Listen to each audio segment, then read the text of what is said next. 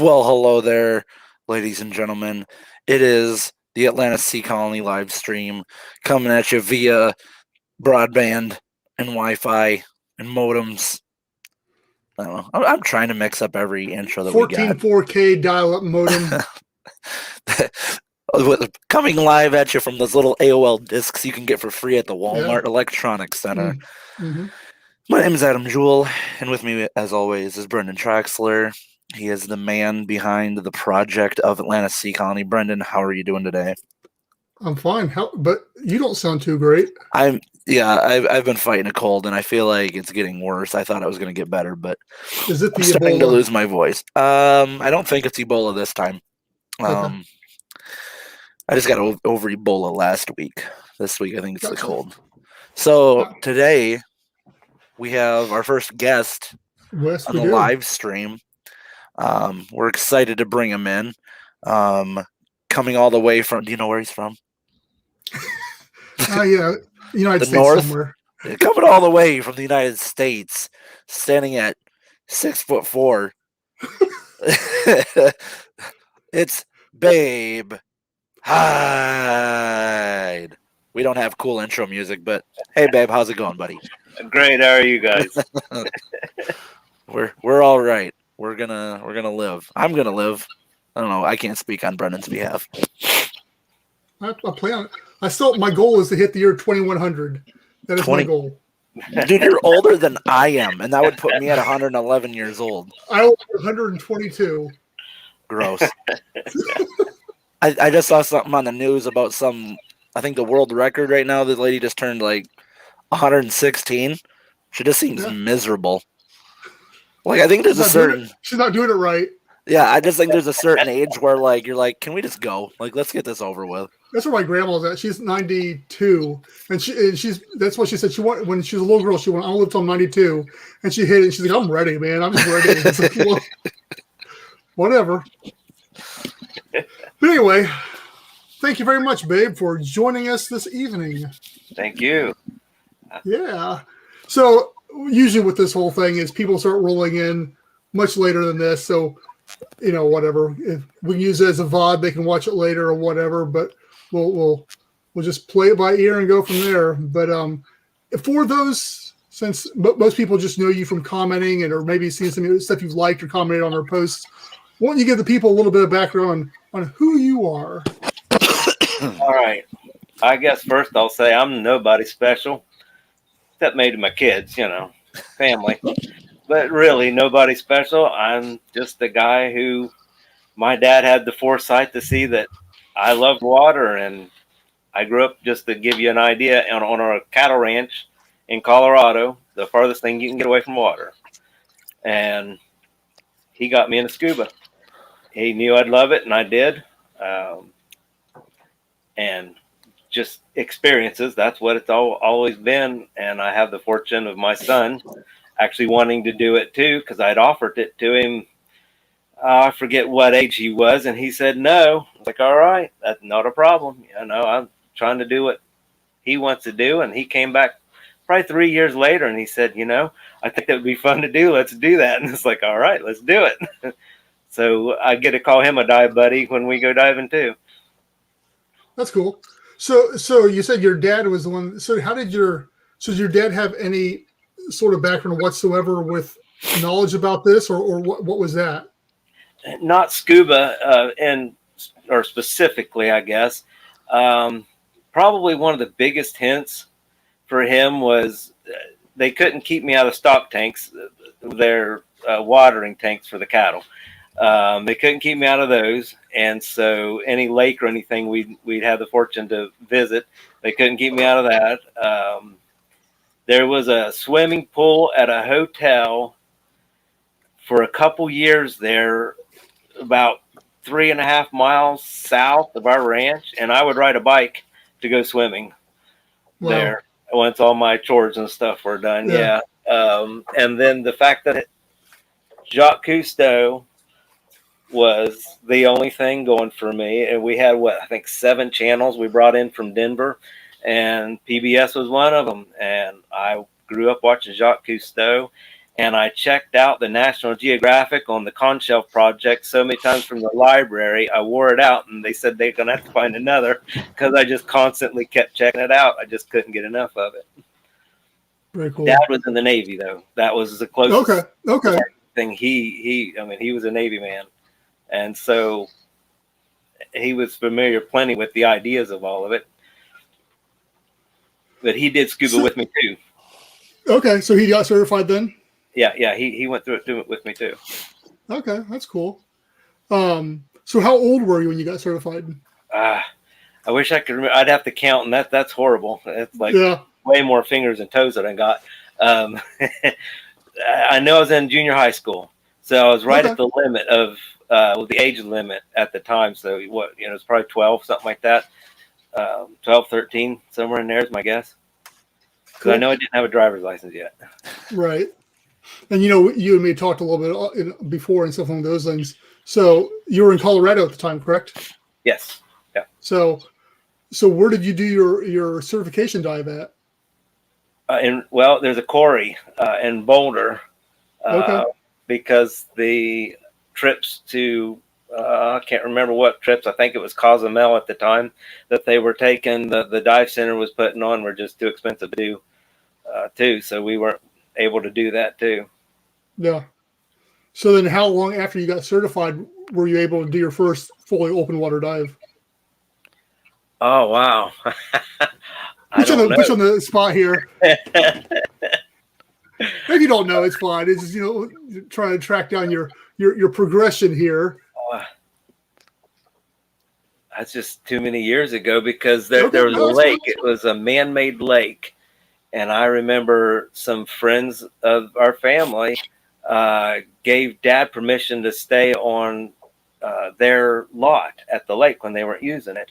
And so we would go stay there. And that's where I did a lot of playing, because there was I don't know, it's probably 20 to 30 foot deep in that little lagoon with I don't even know what you call it, a platform with a diving board on it.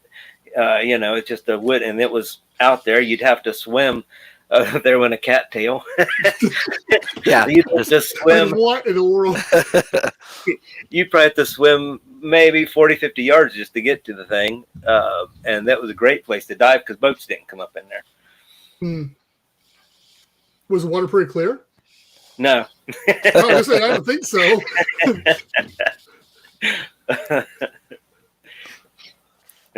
Now Summersville Lake is a great place to go. It takes about 3.5 hours for me to get there from here. But at one point they called Summersville Lake as West Virginia. By the way, that's where I'm from, and I'm not quite 6'4". A little bit shorter. Couple inches short. Yeah, inches short.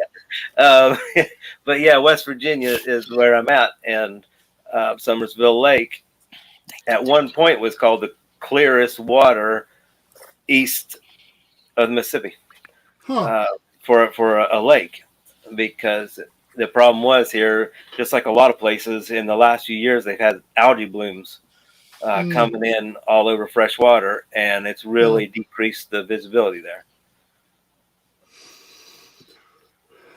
Actually, we got some people already commenting in here. Sorry. Oh, cattails. Yeah, had somebody else asking about the clarity of the water, which you already answered there. So you've put multiple dives in. So where is if somebody's out there and they're getting into diving and where would you suggest would be a great place for somebody to go diving and not break the bank? Like geographically anywhere, or I mean, no, here in the United States. I mean, somewhere you've been that you really enjoyed. Yeah, stateside. That you've been to that you really enjoyed. My favorite still is going to be Key Largo. So it depends on what you call breaking the bank, because you can charter a lot of dive tours or dive boats for not very I guess it depends on what you call expensive, but not very expensive, really. Or you can, really go full tilt and, pay a lot of money. But I guess actually it's a toss-up because I never went any wreck diving in Florida, and it's something I want to do because every wreck dive I've been has been off the Carolinas, and I've enjoyed those immensely. In fact, my first ocean dive was a wreck dive called the Sherman off the. I think we went out of. Wow, I was in South Carolina at the time, but I think I crossed over to North Carolina to catch the boat to go on the dive. It was a Civil War. It was a Civil War ship though that sank, and it was the first time I saw an octopus and a puffer fish. A barracuda dropped into the water, and you'd have to know the whole story, but there'd been a storm, was actually leaving the area because on the way out, there's about 6 foot swells, 5 to 6 foot. And on the way out, the storm was on the way out. So, the waves were actually getting less. And, it was the first time I'd ever dove with my GoPro that's attached to my mask. And I forgot to put the memory chip in it. So I got no footage at all. Oh, man. But when I dropped into the water, just beyond my arm's reach, this barracuda was sitting stock still. It was probably 4 to 5 foot long, just sitting there looking at me. And I was like, because waiting for the assigned dive buddy to drop into the water to join me there's a drop line down there you wait on. And it was just sitting there looking at me. And it was like, well, this is too cool. And I thought I was getting it on camera. I was super excited. Are they not as an aggressive of fish as they make them out to be? Oh, no, not at all. They make them seem like they would just attack you the second, that's what I think of when I think of a barracuda. If you can find some footage of Captain Slate, he'll feed barracuda and eels and stuff right off his mouth.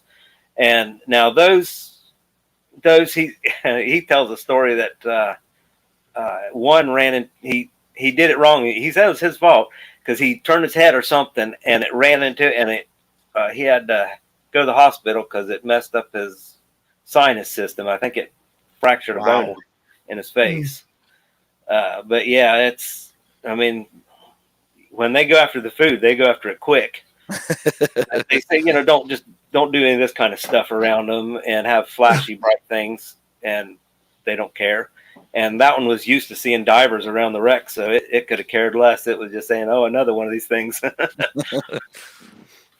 So what is about wreck diving that's such an appeal to you? Probably because I've always loved history. Okay. I just love history, and there's a story. Yeah. There's a story there, and just what part of it can I see? Yeah. It's pretty cool. So is there any wreck dives, like you're saying, off of Florida, that's really on your bucket list that you want to go hit? It's right on the tip of my tongue. Can't think. It's a really popular one too. Oh, wow. You asked me that too quick. I should have had that answer ready. I'll think of it a dozen times. Yeah. When we get off here, it's like, oh, man. Just jump back in if you come back with it or something like that. But yeah. So I think. So we can talk more about that, but I think that you mentioned something we can segue into, and you're talking about Key Largo, and Key Largo obviously is known for Jules, and you've had the fortune of being able to spend the night there and spend some time there, and I think that's obviously with what we're trying to do with underwater habitats and stuff like that's the biggest appeal to hopefully the people that are consuming our content, but that also. Obviously they're doing renovations on Jules right now too. So super excited to see what they're doing there with that. But yeah, if you can maybe talk a little bit about your experience there at Jules and leading up to it and everything. Leading up to it, we were. How much did you know about it before you got there? Oh, how much? Okay. Well, being the person I am and loving it, I'd looked it up online many times. Yeah. In fact, when my kids were growing up, the Aquarius Reef base used to run a live cam all the time. Then until COVID, they were only doing it on live missions. But you could, look on their website and punch into a live cam and sit there and watch what was going on. I used to watch that, just sit there and watch that live cam and have the different windows of the different cameras on my computer. And that's, my kids grew up with that running in the background all the time, and so I was always looking up Jules and stuff about it, because I was like, wow, to stay there would be too cool. And forward wind a little bit, dive buddy, and him hearing me talk is basically one of my bucket list things that, me being a guy on a ranch, just had no idea how to make this stuff happen. Well, we'll make it shorter. He calls me one day and says, hey, I need you to schedule vacation from this day to this day in August. And I was, what? And he's like, you're going to Jules. And he said, we're all going to Jules. And I was like, whoa, no way. So he'd booked it, taken care of everything. Wow. And his uncle, him, my son, and myself, we all got to stay a night in Jules. And we did some training with a guy named Kevin Angelili, which I had met here in West Virginia. And I didn't even know all his credentials at the time. I had no clue, and found out more. He had moved to Key Largo, he'd moved down there, bought a house and moved down there a couple years before I went down there to stay. And we had stayed in contact through Facebook and stuff. Well, then, we found out, and I was like, hey, Kevin, I looked him up. His name's Kevin Angelili, and I'm just going to do a plug for him just because I think he's a pretty good guy. Is a book. He wrote a book on public safety diving. He's been a police officer, paramedic, and all kinds of scuba diving stuff. I guess the proper term is a Marine, even though he's not an active Marine anymore. And he was just a really neat guy to get to know. And he did, I guess you say, he did us a solid. And we did training with him there at the lagoon at Jules. And we did that training. We almost didn't get to do any of it because of a storm that came in the night before, murked up the water, and knocked out an air conditioning unit at Jules and something else. And the Marine lab, we weren't able to tour the Marine lab like you normally would be able to do. Now, all the outside stuff, if you see anything about Jules, the stuff on the ground stuff, we got to see all that. Just couldn't do the regular Marine lab stuff. So we got a real late start to our start at Jules, but at the same time, we did get our training done. And once we had the okay, we ended our training inside of Jules, and Kevin's shaking our hands saying, congratulations, you're this diver, this specialty and stuff, which was really cool. And then we were told Jules is ours, not to come to the surface till the next morning, till we're given the okay. And that was pretty great. Because you go up into that moon pool, and there's the room for all the gear, and at the end of the room is the head, and if the bathroom, if you don't know what a head is, and it looks great. I've seen a picture of what they done painted it. It looks beautiful, but it's still one thing that kind of took me off guard was the fact that. And you don't think about it because you don't know. There was a pump. You could hear a pump constantly running. And in that moon pool room, it was either a pump or a compressor because, you got to maintain a pressure inside of those habitats to keep the water out in that moon pool. And so it was just a constant noise down in that moon pool room there. But we, unloaded our gear there, and a guy named Andrew, I looked up their website the other day, and he's still around with them. He run us kind of through a tour of it, and then basically told us the same thing Kevin did: don't come to the surface. Took our dinner orders, and we were all pizza people, so we all ordered pizza and had pizza delivered.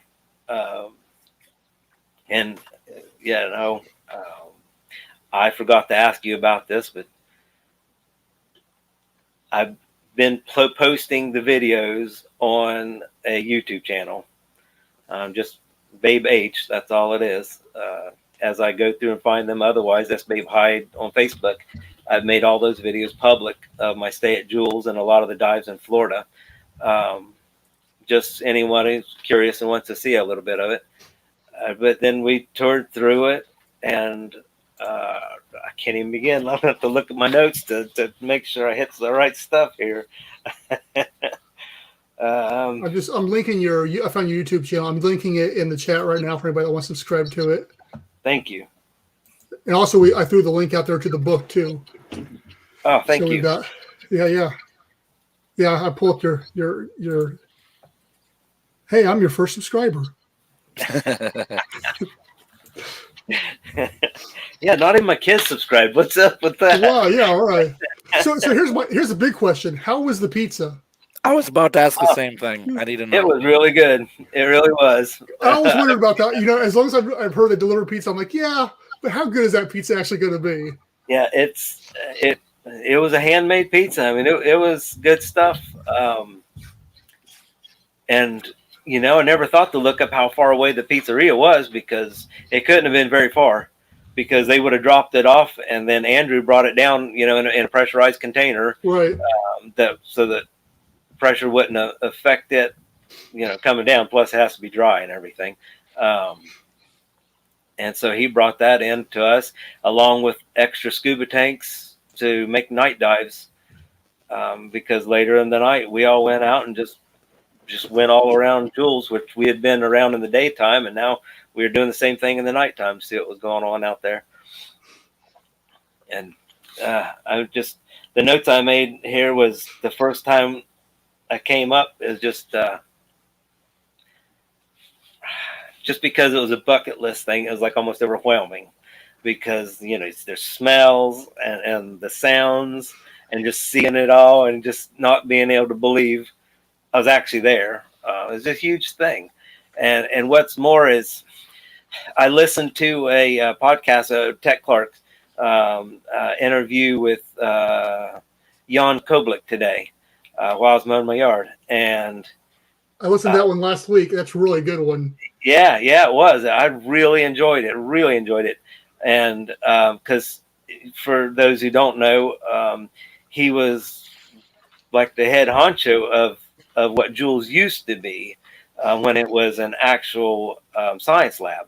And he still is the president of that foundation, of that, of where Jules is right there. He's still the president of it. Basically gets, a hand in running everything. And he made the comment that then it didn't have near the amenities, and it was just a basic, what it is now. Now that, the bedding is all really nice bunks. There's TV, there's Wi-Fi. Obviously the head is plumbing, normal plumbing. And it's great. And so I'm just saying this because of what Atlantic Sea Colony is wanting to do with their underwater habitats. That's the way that is the way they will all be. Yeah. If not better, because that's what I'm looking forward to staying at Jules again for, is what, along with the renovations, what modern stuff are they adding, which is just unbelievable stuff they can add. That was something to know. My son, he is not an expressive person. He's not necessarily introverted, but he does not feel the need to talk to you. Yeah. I mean, if you talk to him, he'll be perfectly normal and talk to you back. I mean, but he does not have the need to carry a conversation with somebody. He's just fine with just sitting there looking at nothing. If he has to, it doesn't even occur to him that he. That's a lot like Brendan. Is it? Well, yeah, that's my son, and he doesn't show emotion. So the reason I say all that is because at Jules, because of Wi-Fi, he brought his FaceTime up on his phone. And I've never seen him so excited in my life. He was all his friends, getting everybody on, all his friends and his girlfriend at the time, and he was going through touring everybody. So, every minute and a half he'd come through showing a different person the whole thing. And it was great. I've never seen him so excited. And for Brendan, we watched The Abyss. It was the first movie we watched while we were eating our pizza. Nice. Yeah. Very cool. Yeah, that's we went on a couple different night dives that night. Wow, I'm running out of things to remember to tell you. That's why I made notes. Yeah, no. I mean, before I was excited, it's on my bucket list, but now hearing you talk about it, it's just like that level of, I got to do this, is just that much higher now too. It's Yeah, it is. That's the thing you'll see a lot of times on my on a lot of this social media. My avatars or whatever is usually either the sign inside of Jules that says "Welcome to Jules Sea Lodge, so many fathoms under the sea," or it'll be a collage or the picture of my son looking in through the galley porthole while my dive buddy's uncle was inside taking pictures while we were outside looking in. So he got pictures of us looking in from the outside, and that's usually one of the avatar pictures or main pictures I have up. But yeah, you can see the excitement because I can't stop grinning talking about it. Yeah. It is worth it to me. And what's more is Tech Clark, listening to him today, saying that was one of the absolute most exciting things he's ever done in his life. I mean, he got just this excited about it, and just you could hear it in his voice on his podcast when I was listening to that. And I was like, that is too cool. Here's this guy. I'm a nobody in comparison to his career and diving, and he's just as excited about it as what I am, and that just made my day. Yeah. So when you get thinking of stuff like that, you said you did all the research beforehand. You pretty much knew it. Was there anything when you got there that was a surprise to you, good or bad, that you just hadn't even thought about beforehand?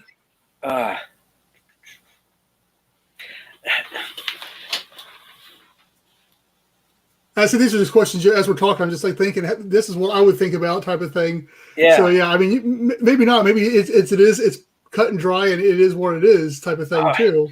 No, the problem is bringing back those memories, because I'm trying to think of the things. First of all, I'll say one thing. Even after reading about it and stuff, the layout of Jules, the lagoon, was nothing like I pictured it to be at all. What I thought it was from what I was looking at.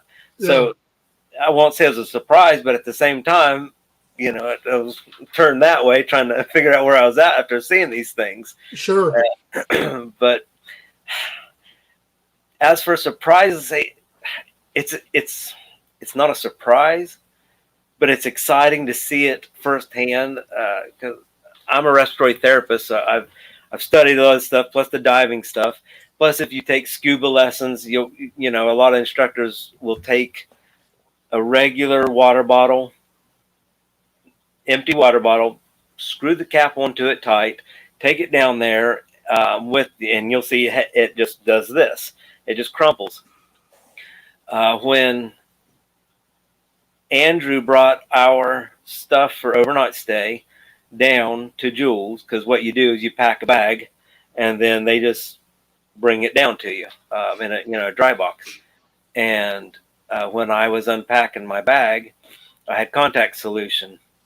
Well, before I opened it, I took a picture of it, and it's probably on Facebook, because that's the way it looks. It's all like this, even after being in the dry box, because the pressure. Right. And just like, that is too cool to see it inside the habitat. You're not out in the water. You're inside the habitat, and still that pressure's there, Yeah. As shallow as it is, too, because it's not super deep either. So no, I don't want to say it wrong, but I think the moon pool is 25, 28 feet deep, I think, is all the deeper it is. It's not very deep at all. Yeah, I knew it was still within one atmosphere. Yeah. But yeah. That's cool. So once again, pulling back from your memories and stuff like that, and there's the pictures have been out there of some of the updates they're doing. Was there anything in the habitat you're like, man, this really needs to be updated more so than anything else? Because it looks pretty dated from all the old pictures and stuff like those lines. It looks like still all the 70s almost, but no, it was just sensory overload because of everything. Sure, that's what it was. Because your galley down there, well, obviously for safety reasons, is a microwave. Thane just said it's 25 feet. Checked it yesterday. Yeah. Okay. Thank you, Thane. Yeah. Awesome. So yeah, that's a microwave. So you can heat stuff up, different foods and stuff. They got different things that you can have down there. Popcorn being one of them. And if you've never heard anyone talk about it, I think Tech talks about it. You can pop a bag of popcorn and it doesn't get all big, and inflate because the pressure it like stays flat, but your popcorn pops inside of it. So it's like that's right. Pretty cool. It never occurred to me. I knew it was dated, but at the same time, I expected it to be. I guess you'd say from all the pictures and stuff. So I'm actually really excited to see what they're doing in it. I really am, because that's how many years? 80 something, 86. Is that right? So it's been that way since then. And talking about that, since Thane's in here, if anybody wants any updates on the pictures, either to follow Jules or Thane, because they're both of them are posting pictures all the time about some of the renovations and stuff on both their Facebook pages as well. So both those are great sources of information for it currently.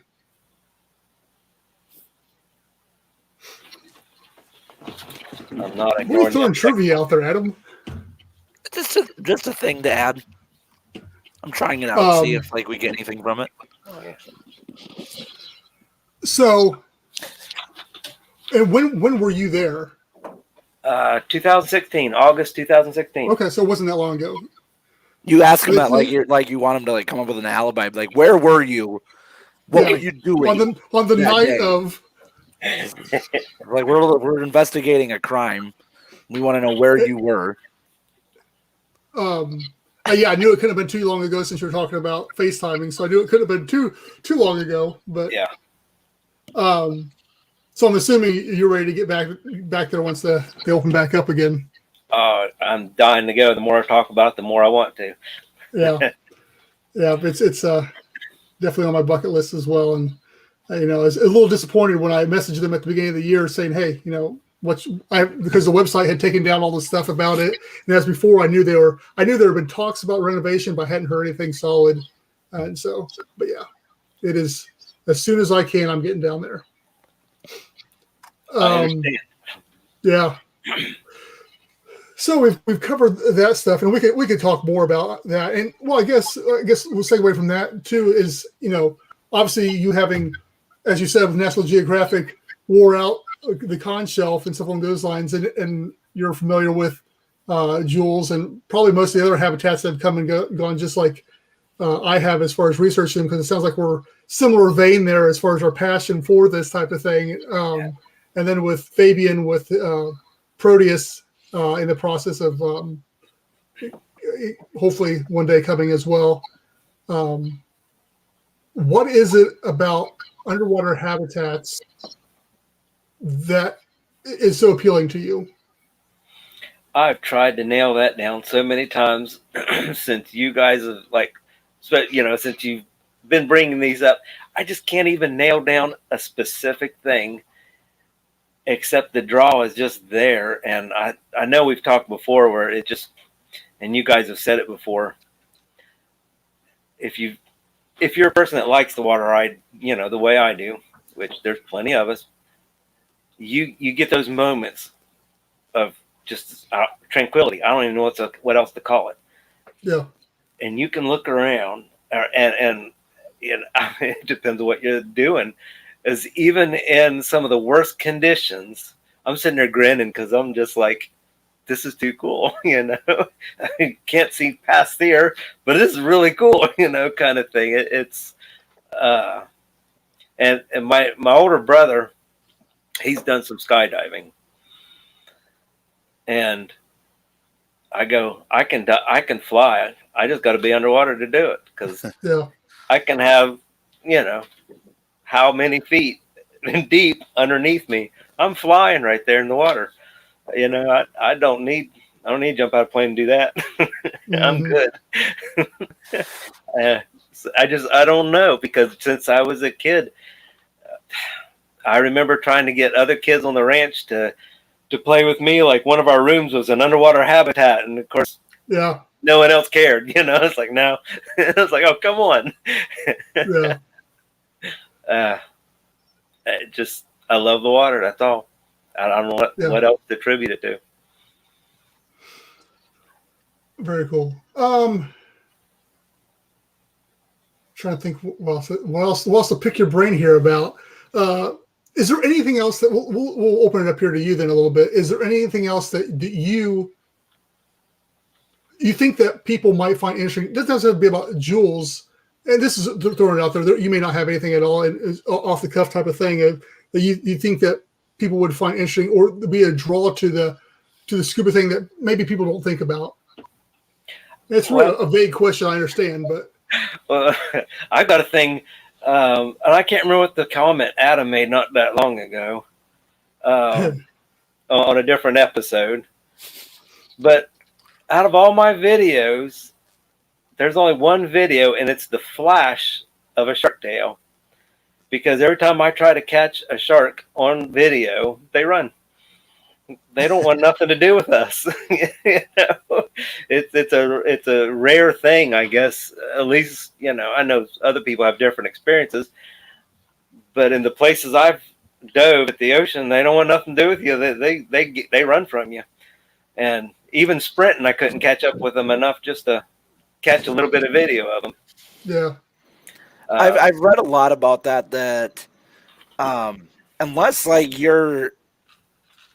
And obviously, I have no experience in this, but from what I've read, unless you're in their feeding territory or acting hostile, a lot of aquatic animals don't want anything really to do with you. They're not gonna go after you unless they have reason to. Now, I still don't know if I'd want to test that theory if if I knew there were sharks in a certain area, but I'd be I have heard that a lot, that what you were saying, a lot of times they're more than likely just going to go somewhere else. Yeah.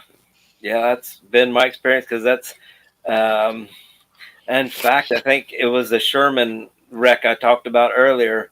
There's a tiger shark that would hang around that area, and when we surfaced after the dive, the captain was like, I forget the name, they have her named, or they said they did, whether it's the same one or not, I'm assuming it was.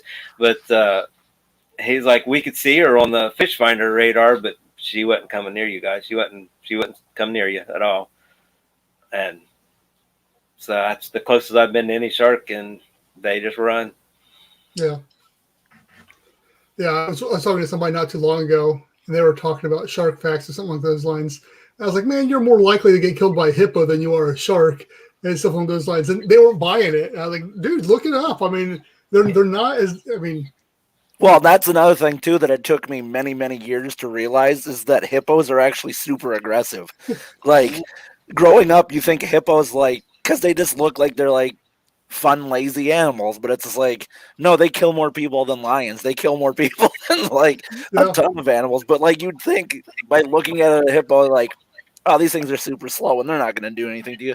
No, they'll mess you up. From the sounds of it, hippos are pretty terrible. I don't know if the statistic's still there. I'm guessing it is. I grew up on a cattle ranch, and last time I heard, cattle killed more people than sharks do. Yeah, probably. Yeah. I'm gonna bring that up next time my father-in-law wants me to go help him out on his farm. I'll be like, can't do it. Yep. I don't want to die today.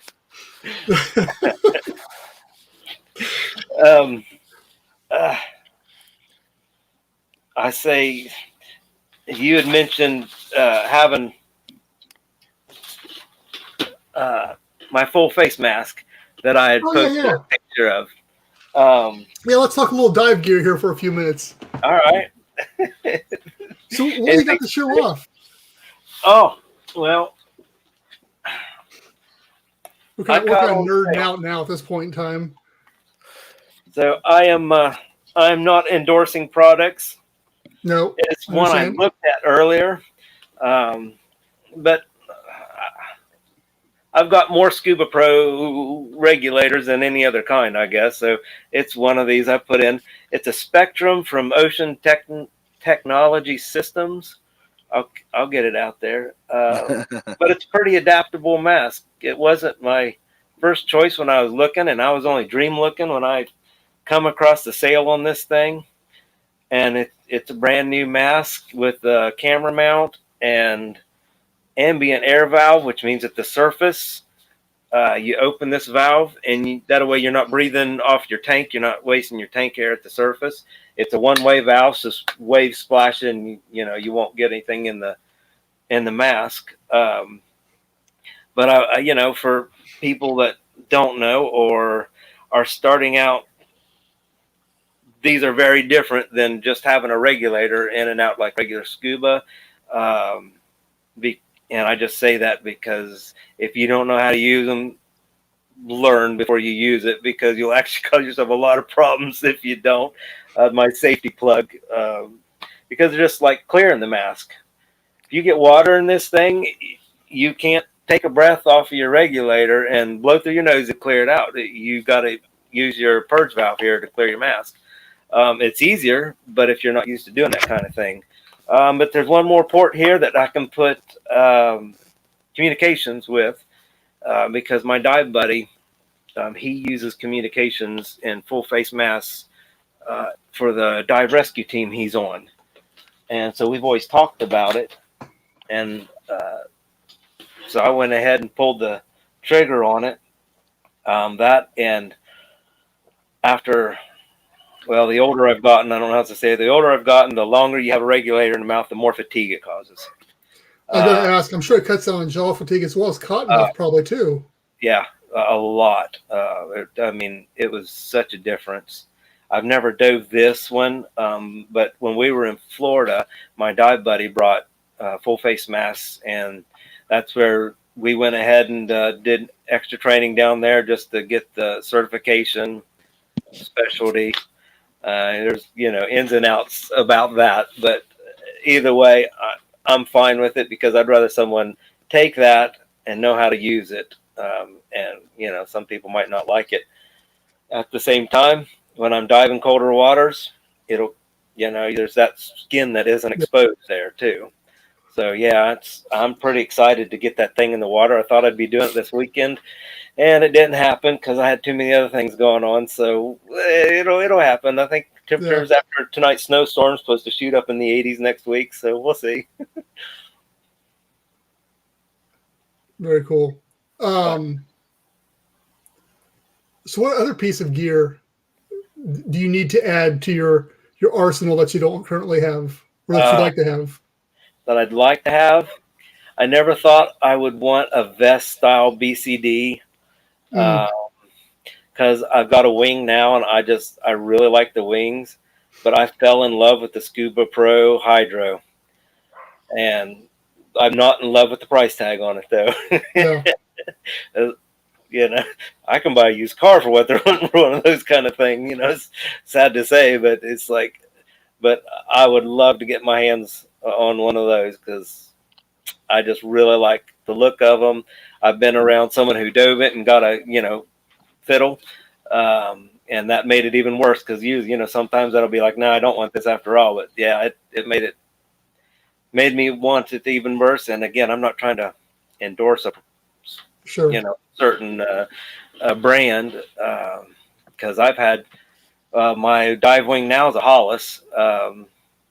It's a travel one, and I really like it. I really like it. Cool. I don't know, there's all kinds of brand names to have. So I've got some Cressy Sub and some Aqualung stuff. And I can't remember. I can't remember my son's BCD. It's something different too, and I can't remember what it is. Oceana, I think. Very cool. You got anything you want to throw in here, Adam? I've been doing a lot of talking. Is what I was just gonna do once you guys ran out of questions and stuff. I was gonna quiz you on some scuba trivia that I pulled up. Oh, great!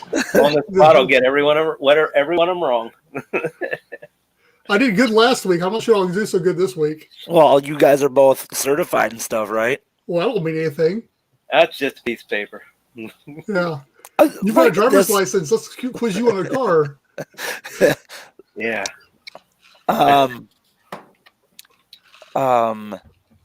Brendan, we'll start with you. We'll give you the first question. Why and if you can't, whoever answers first. well, to prevent people like, but like if you get it wrong, then Babe gets a chance to steal it, and then vice versa. Okay. Okay, so which 3 major airspaces are most affected while descending? Like your sinuses, your lungs, and your gallbladder? I mean, you got one of the 3, right? I don't know. Babe, you got sinuses right. I'm going to give the point to Babe if he can get the other 2. Well, are they calling your trachea and your lungs different air spaces, or are they calling that all one? That makes me wonder. That's like, how is your lungs not one of the ones that affected? See this? All right. So the answers that this gives is that the 3 major air spaces that are most affected while descending is your sinuses, ears, and your mask. Okay. I don't like these questions. It's the one question. Yeah, but they're kind of jank. Speaking of masks, though, that's something I changed to there a couple of years ago, is a low profile mask. So so I've looked at those, and I don't know. I don't like the. I'm big on aesthetics, so that's one of the reasons I don't want to go with one, because aesthetically I don't like the look of them. But I can imagine they got to be so much better. Mine's a TriView low profile, and I actually like it just for the airspace issue. Yeah, I bet. Because have you used one of those snorkel, the full snorkel face? No, I never have. I've read all kinds of different things. Yeah. I mean, they're great because you're not going to sink in the sucker because of all that air volume. Yeah. But if you try to dive going down, man, you're wasting all your energy trying to get that sucker under the water. Because I got one because I was like, oh man, this thing's the coolest thing ever. But whew.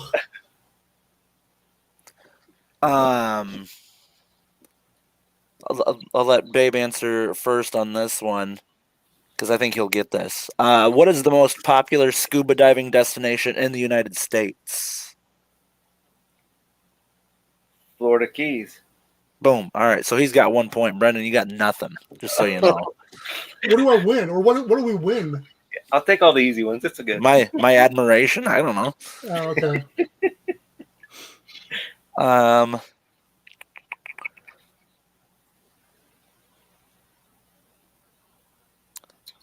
What is okay? I'm trying to find another one.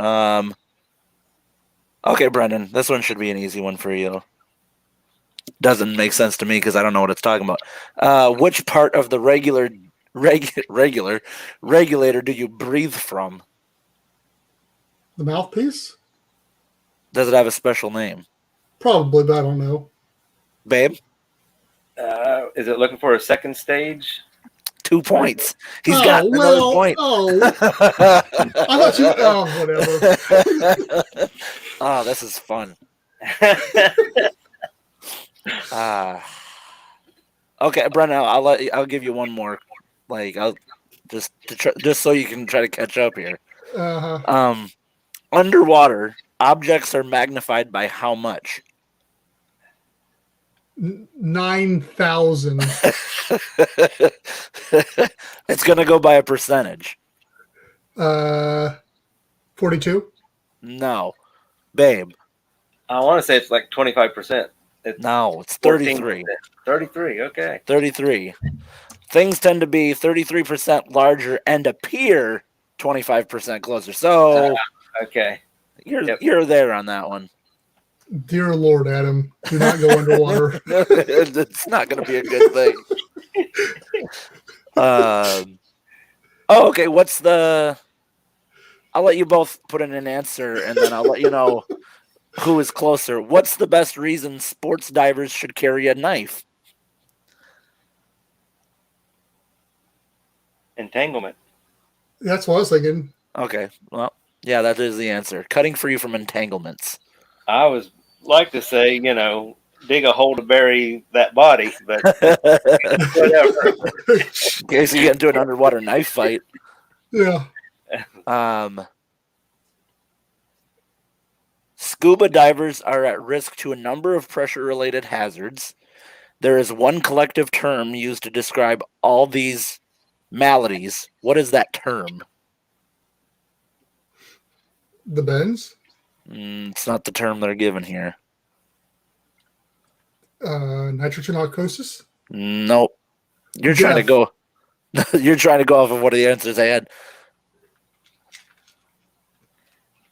Is it? Say the question again. Scuba divers are at risk to a number of pressure-related hazards. There is one collective term used to describe all of these maladies. What is that term? I like that I can see your hands to make sure you're not Googling it as I. As I'm trying to think, are they looking for? Oh wow, it just left.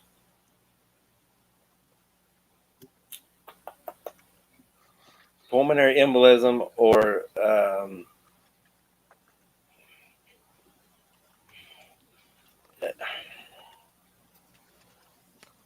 it's the same thing. It's a decompression sickness, but I can't think. The answer is barotrauma or barotrauma. Barotrauma.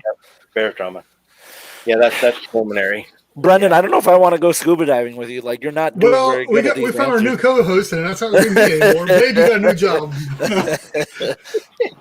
He'll be kind of like if this was a news show, he'll be our weatherman. We'll just go to him and be like, all right, we're gonna go over to Babe with for tech for scuba stuff. Okay, Brendan. Weatherman 50% right. I can be 50% right. That works. This is in terms to a boat, Brendan. Is this the last question? It can be. in order, what are the terms for the front of the boat, right side, bathroom, and left side? I always get these messed around. Always get these messed around. All right, Babe, for the steal. In order? In order from the front, the right side, bathroom, and left side. Starboard's right. So bow, starboard. I lost the in order again. You mentioned it earlier for There's stem, stern, starboard, and port, but which are they? Well, is it stem? Well, I lost the order. Bow, starboard, and if we're going left, then it's port. Rear is stern. Bathroom is the head.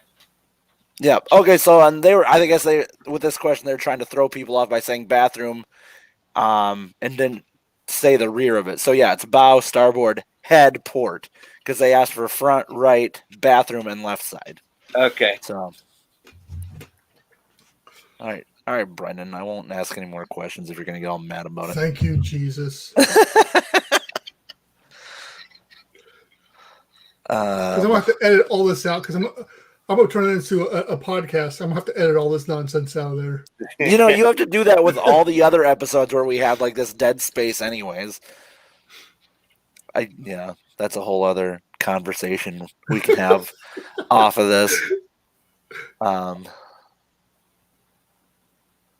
after listening to you guys' podcast, some of the people you've had on there, in a way, I'm pretty honored to do this because, I'm a nobody really, but after all the other people you've had who was somebody to do with something, I'm just the guy who likes to scuba dive. That's all we all are. We're all just people just doing our thing. So I know absolutely nothing about this kind of stuff. I just be a part of it because Brendan's my friend. Really, that's what it comes down to.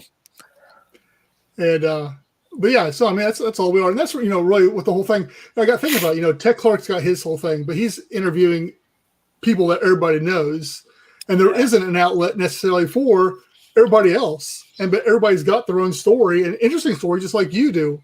And so if we can be some kind of conduit for that, for in our community. Because I mean, there's several people that have reached out to us over the years wanting to do something. We haven't found a good outlet for them, and so maybe this is it. So we just appreciate your support more than anything, and just believing in the cause and just enjoy the conversations. Is really talking about this to find somebody that is passionate about it as I am. I live for that kind of thing. So.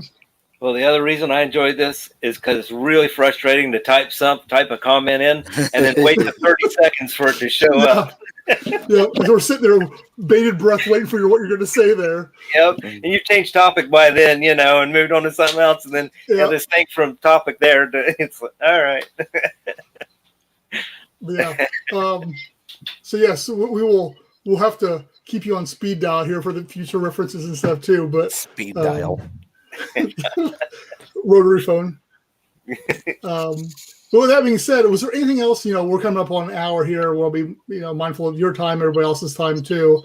Was there anything else you wanted to add into the plethora of conversations we've had this evening? I can't. You want to plug anything? You want anybody to reach out to you if they can find you anywhere? I mean, are you wanting to be that open? If again, you posted the links, and you've posted links to my daughter's mermaid stuff. So, which I'm still working on trying to find what best to do with the information. So let her know that I have not forgot about her. That I have all her information in a Word document, and I'm working on it. She started her first real job, so she's been busy here lately too. So it's all good.